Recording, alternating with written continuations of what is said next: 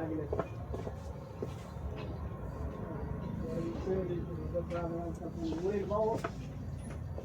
बच्चों, मैं हूँ ऋषि देव सर। आप सभी को अपना प्यारा सा यूट्यूब चैनल ऋषि क्लासेस में स्वागत है। तो चलिए, आज का प्रश्न है कुछ इस तरह से, केमिस्ट्री का है, VVI क्वेश्चन है जो कि बिहार बोर्ड में पूछे जाते हैं। तो देखिए, यह प्रश्न है आपके लिए कि धातु और अधातु में अंतर स्पष्ट करें। तो आपको जो है कि या तो भौतिक गुण आता है तो स्पष्ट कर देंगे, या तो रासायनिक गुण, दोनों में से एक गुण पर जो कि प्रश्न आ सकता है और आता भी है। तो इस तरह से अगर प्रश्न आए तो आपको कुछ नहीं करना है। देखिए, यहाँ लिखा गया धातु के नीचे में धातु के बारे में बताना है और अधातु के नीचे में अधातु के बारे में बताना है। दोनों साइड अलग अलग बता दीजिए तो समझ लीजिए कि आपका जो है कि अंतर हो गया।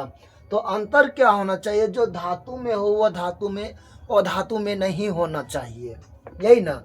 तो कहा गया है इस तरह से, देखिए कहा है कि पॉइंट नंबर 1 में है कि इसमें एक विशेष प्रकार की चमक होती है। धातु में ना एक विशेष प्रकार की चमक होती है, सोना चांदी, इस समय क्या होता है, एक विशेष प्रकार की चमक होती है जिसके कारण से हम सब क्या करते हैं, पहचान लेते हैं।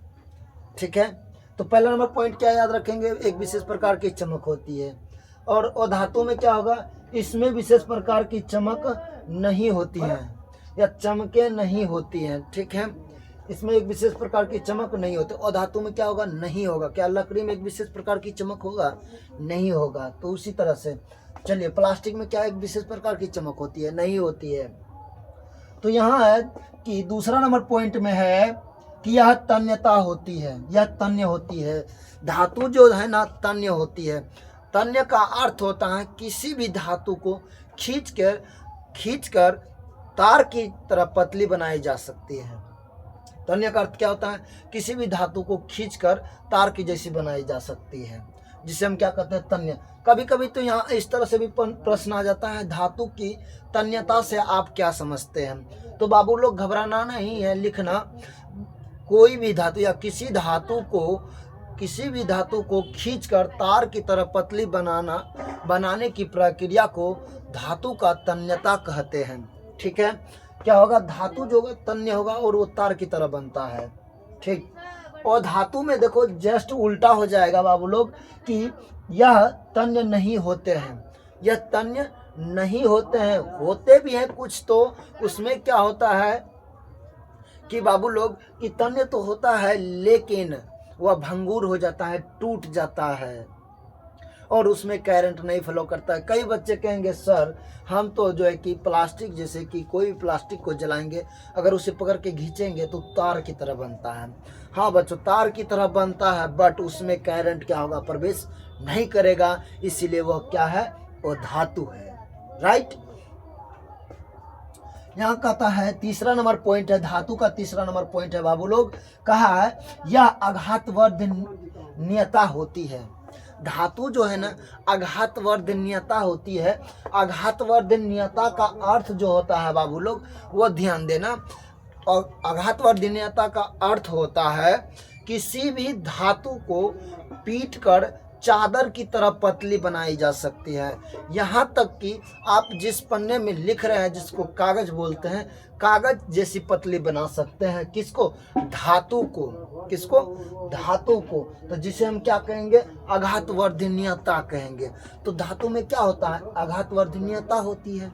और धातु में क्या होगा, यह आघातवर्धनीयता नहीं होती है। अगर किसी भी अधातु को आप अगर चादर की तरफ पतली बनाने का प्रयास करेंगे तो वह भंगुर हो जाएंगे, टूट जाएंगे। लेकिन कुछ ऐसे अधातु हैं जो हो तो जाएंगे लेकिन वह धातु की तरह कार्य नहीं कर पाएंगे। ठीक है बाबू लोग, तो आगे चलिए कि चौथा नंबर पॉइंट में लिखा गया है यह ऊष्मा और विद्युत धारा को प्रवाह करता है। प्रवाह मतलब अंदर आता है और चले जाता है, यानी प्रवेश करता है। देखो, धातु कोई भी लेंगे ना, उसमें विद्युत धारा और ऊष्मा दोनों क्या हो जाएगा, एक जगह से दूसरे जगह चल जाएंगे। तो कुछ समझने के लिए देखो बाबू, यहाँ थोड़ा सा एक नंबर देखो, 1 मिनट। यहाँ कि मान लो ये लोहा का छड़ है, ठीक है, यहाँ पे करंट जोड़ेंगे बिजली को जोड़ेंगे तो करंट यहाँ ऑटोमेटिक पहुंच जाएगा। पहुंचेगा कि नहीं? हाँ पहुंच जाएगा। लेकिन ये तो विद्युत धारा हुआ ना सर, तो इसका मतलब क्या? उष्मा। देखो बाबू लोग, यहाँ क्या करना, किसी एक सिरे को आग में तपाना। किसी एक सिरे को आग में तपाएंगे तो दूसरा सिरा धीरे धीरे धीरे धीरे करके दूसरा सिरा भी गर्म हो जाएंगे। यानी कि उसमें क्या हो रहा है, उष्मा प्रवेश कर रहा है, धीरे धीरे उष्मा प्रवेश कर रहा है। किसमें? धातु में। किसमें? धातु में। याद रखेंगे, उष्मा किसमें प्रवेश करता है? धातु में करता है। ठीक है। तो उसके बाद चौथा नंबर पॉइंट किसका? अधातु का लिए हैं, जो कि यह उष्मा और विद्युत धारा को प्रवास नहीं करता है। बार बार बोल रहे हैं बाबू लोग, बार बार। देखो, एक लकड़ी को अगर किसी भी, एक बड़े लकड़ी को अगर किसी गरम यानी कि जलते हुए आग में डालेंगे तो क्या ऑटोमेटिक पाछे वाला जो सिरा होंगे क्या वह गर्म हो जाएंगे? बोलेंगे नहीं सर, नहीं गर्म होंगे। लेकिन उसी जगह एगो छड़ लेके अगर वैसे करेंगे तो ऑटोमेटिक जो है कि उसमें क्या हो जाएंगे? प्रवेश कर जाएंगे। ठीक है। अगर एक सूखा लकड़ी है, अगर मान लो कि इतना बड़ा यहाँ से यहाँ तक एक लकड़ी है और यहाँ हमने क्या किए, इसमें करंट जोड़ दिए, तो क्या यह लकड़ी में जो है कि यहाँ करंट आ पाएंगे? बोलेंगे नहीं सर, क्योंकि वह क्या है? अधातु है, इसीलिए उसमें क्या होगा? उष्मा और विद्युत धारा का प्रवास नहीं होगा, तो नहीं होगा। तो चलो इधर ध्यान देना। पांचवा नंबर पॉइंट है, लास्ट पॉइंट है बाबू, समझ लेना। इसका ध्वनि अधिक दूर तक फैलता है। किसका ध्वनि अधिक दूर तक फैलता है रे बाबू लोग? धातु की जो ध्वनि होती है ना, वो अधिक दूर तक फैलता है। अब बोलेंगे कैसे सर? तुम सब देखा होगा कि अगर दो लोहे को आपस में टकराया जाए तो उसका आवाज क्या होता है? अधिक दूर तक होता है। उसी जगह पर दो तख्ते को यानी दो लकड़ी को टकराया जाए तो क्या उतना ही आवाज होंगे? बोलेंगे नहीं सर, उनसे क्या होंगे? कम होंगे, नहीं के बराबर होंगे। तो उसी तरह से जो है कि कह रहा है, इसका ध्वनि यानी धातु की ध्वनि अधिक दूर तक फैलती है। लेकिन पांचवा नंबर पॉइंट में अधातु में देखेंगे तो इसका ध्वनि दूर तक नहीं फैलता है, यानी बहुत कम दूर तक फैलता है, लेकिन फैलता है ध्वनि। ठीक है। अगर आप सबको इनमें से कोई भी ऐसा चीज लग रहा है कि जो समझ में नहीं आया, तो आप वीडियो को फिर से चलाकर अच्छे से देखें और जो है कि कमेंट में ज़रूर लिखें कि आपको समझ में आया या नहीं आया।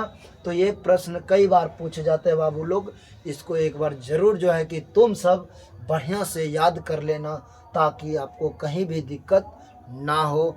आज की क्लास यहीं तक। चलिए फिर मिलते हैं नेक्स्ट वीडियो में। जय हिंद, जय भारत।